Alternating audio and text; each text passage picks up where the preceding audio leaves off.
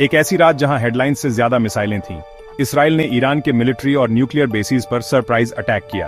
और ईरान ने दुनिया को दिखाया कि वो सिर्फ रिएक्ट नहीं करता, वो पूरी ताकत से पलटवार करता है। लेकिन हम यहां तक कैसे पहुंचे? सालों से टेंशन बढ़ रही थी। फिर भी इसराइल ने पहले हमला किया, ऑपरेशन रेड वेडिंग के साथ। ईरान के अंदर 3 coordinated air strike, high profile targets, nuclear scientists, IRGC commanders. उन शुरुआती हमलों में 30 लोग मारे गए। इसराइल का गोल क्लियर था, ईरान के न्यूक्लियर एम्बिशंस को कमजोर करना। लेकिन ईरान बस कुछ दिनों बाद एक ऐसे जवाब के साथ आया जिसने सबको शॉक कर दिया।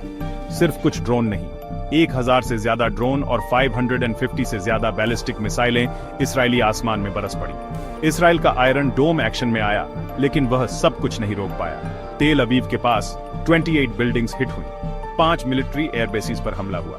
यहां तक कि यरूशलेम के साउथ में पावर ग्रिड भी 3 घंटे के लिए डाउन हो गया। ईरान का मैसेज एकदम क्लियर, तुम शैडोज में छिपे, हम खुले तौर पर हमला करते हैं, हम पीछे नहीं हटते। फिर अमेरिका इन्वॉल्व हो गया। यूएस ने बंकर बस्टर बॉम्ब से ईरान की 3 न्यूक्लियर साइट्स पर बॉम्बिंग की।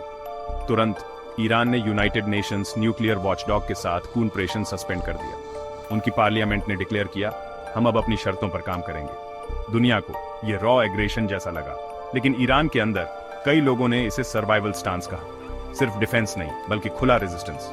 हाँ, हमने पलटवार किया। ईरानी ऑफिशियल्स ने कहा, हम यहां मरने के लिए नहीं हैं, हम यहां सर्वाइव करने के लिए हैं। तो दोनों साइड्स ने क्या खोया या क्या पाया? ईरान लगभग 1000 लोग मारे गए, मिलिट्री और सिविलियन दोनों।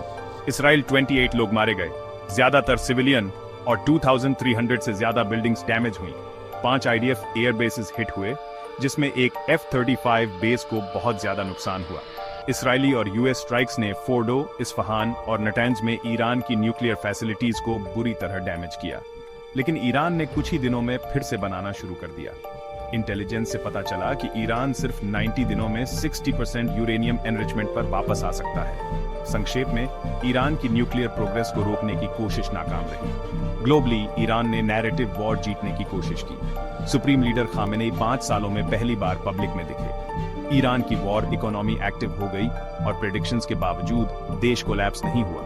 रूस, चीन और दूसरों ने खुला सपोर्ट नहीं दिया, लेकिन उनकी चुप्पी ने बहुत कुछ कहा। कभी कभी सर्वाइवल अपने आप में एक तरह की जीत होती है। इसराइल की मिसाइलें गिरी, अमेरिका के बॉम्ब भी, लेकिन ईरान खड़ा रहा। जो भी आगे आए उसके लिए तैयार। तो क्या ईरान जीता या सिर्फ सर्वाइव किया? शायद असली सवाल ये है, क्या आप एक ऐसे देश को हरा सकते हैं जो सब कुछ दांव पर लगाने को तैयार है?